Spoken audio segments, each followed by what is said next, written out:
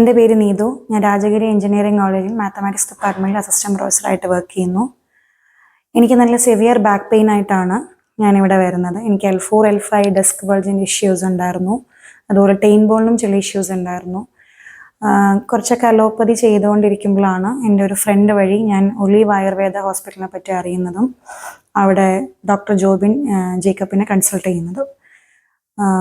ഞാനൊരു 23 ഡേയ്സ് ആയിട്ട് ഇവിടെ ട്രീറ്റ്മെൻറ്റ് ഫാർ ബെറ്റർ ആയിട്ടുണ്ട് comparing to my earlier situation.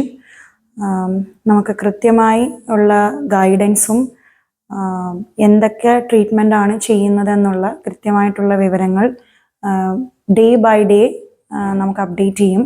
അതുപോലെ എല്ലാ ദിവസവും കൃത്യമായി നമ്മുടെ ഫീഡ്ബാക്സ് എടുക്കാൻ doctor Kezia and doctor Naseem അങ്ങനെ ഒരു ടീം തന്നെയുണ്ട് ഇവിടെ.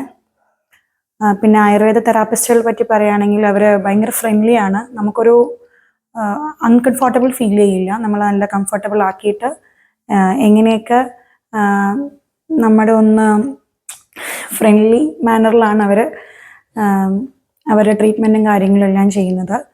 പിന്നെ ഇവിടുത്തെ ആംബിയൻസിനെ പറ്റി പറയുകയാണെങ്കിൽ നമുക്കൊരു ഹോസ്പിറ്റൽ എന്നതിലുപരി നമുക്കൊരു ഹോംലി അറ്റ്മോസ്ഫിയർ ആണ് ഫീൽ ചെയ്യുക. ഒരു ഹോസ്പിറ്റൽ കം റിസോർട്ട് ഫോമാണ് നമുക്കതുകൊണ്ട്.